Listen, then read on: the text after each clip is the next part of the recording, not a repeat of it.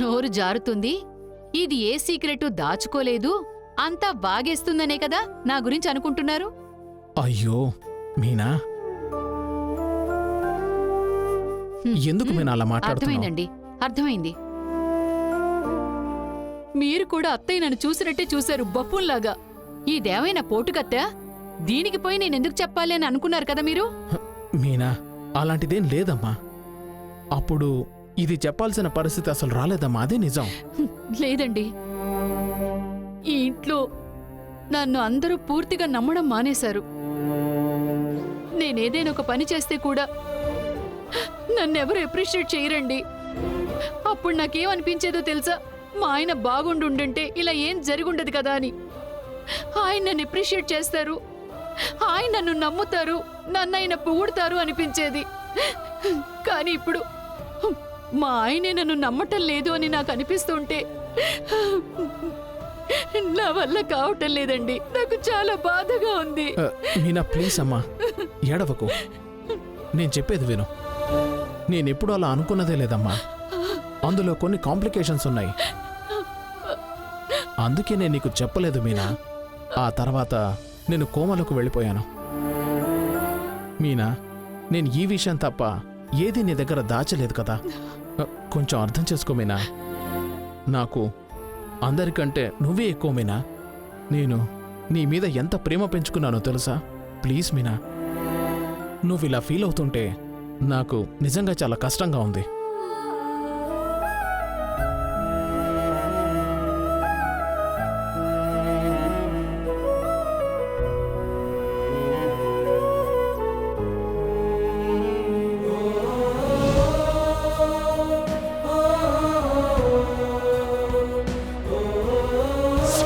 జయ తనుగా వెళ్ళి పెళ్లి చేసుకోలేదు. నేనే రత్నానికి జయకి పెళ్లి జరిపించాను.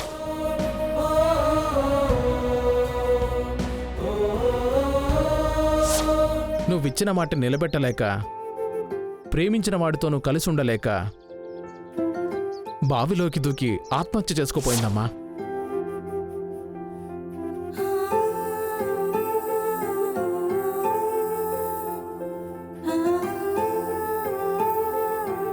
ఝాన్సీ అమ్మా,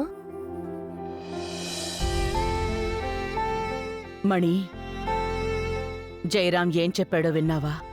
మీ పెంపకం ఎలా తప్పవుతుందమ్మా? నాకు తెలుసమ్మా, మీ రక్తం తప్పు చెయ్యదు. మన జయ తప్పే చేయదమ్మా. ఏ మణి, ఏ నాకెందుకు నువ్వు నిజం చెప్పలేదు?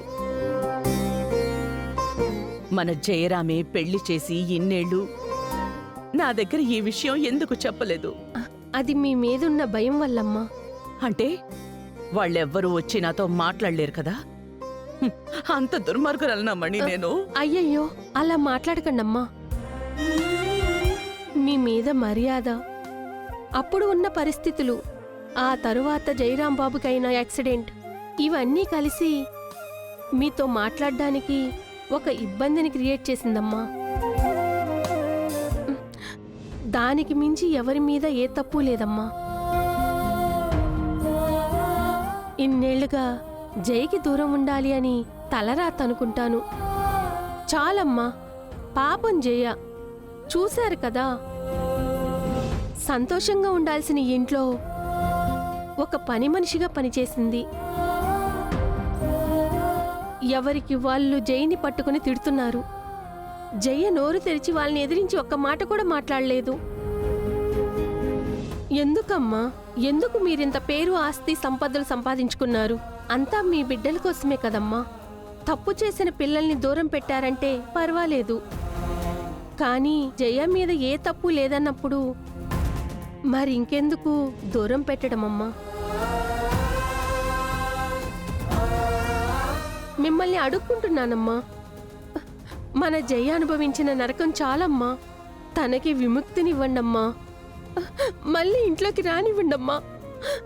తనని మన పాత జయగా మనందరితో కలిసి బతకాలమ్మా. ఈ కుటుంబం ముందులాగానే చాలా సంతోషంగా ఉండాలమ్మా. ఒక మంచి నిర్ణయం తీసుకోండమ్మా. కదిలే కాలముతో అడుగు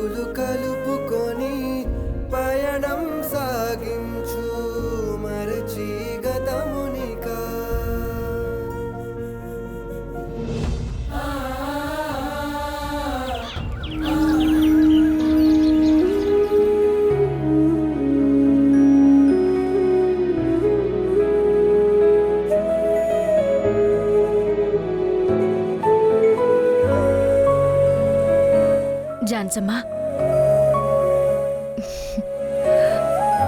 మీరు ఓకేనా అమ్మా? నిన్న మావయ్య మాట్లాడిన దగ్గర నుంచి మీరేం మాట్లాడలేదు కదా, నైట్ డిన్నర్ కూడా చేయలేదు. మీరేమనుకుంటున్నారు? మీ మనసులో ఏం రన్ అవుతుందని నాకు అస్సలు అర్థం కావట్లేదమ్మా. మీరు బాగానే ఉన్నారు కదా?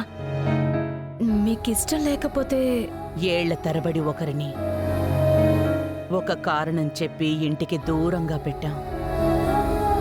కానీ ఆ కారణమే అబద్ధం అంటే ఎలా ఉంటుంది? నా మనసు తట్టుకోలేకపోతోంది బంగారి. అమ్మా, ఇలాంటి సిట్యుయేషన్లో నేను కానీ ఉండుంటే మీరు నాకేం చెప్తారో నాకు బాగా తెలుసు. అన్నీ ఇప్పుడే పక్కన పెట్టేసి మనసులో ఏముందో మాట్లాడు, ఏడువు, కోప్పడు, వాళ్ళ వైపు నుంచి కూడా ఆలోచించి చూడు అని చెప్తుంటారు.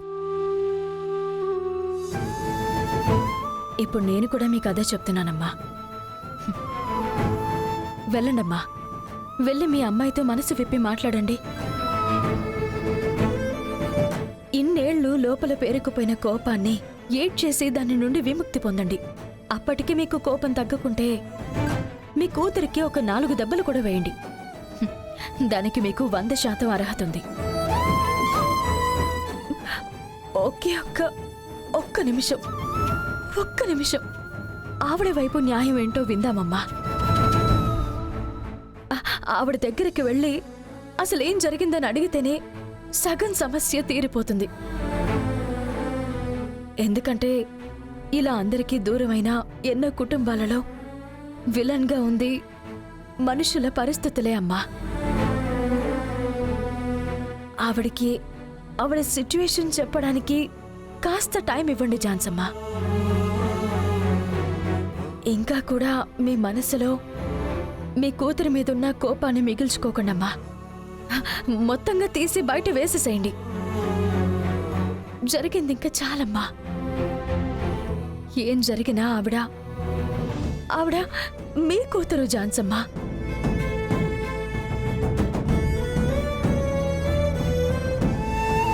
నీ మీద ఒట్టేసి చెప్తున్నా, నా కన్న బిడ్డల మీద ప్రమాణం చేసి చెప్తున్నా, అన్నయ్యకి మా వల్ల ఏ ఇబ్బంది రాలేదమ్మా. నీకెవరో అబద్ధం చెప్పారు, అబద్ధం చెప్పి నిన్ను నమ్మించారు. జయరాణిని కలవడానికి ఏర్పాటు చేయి.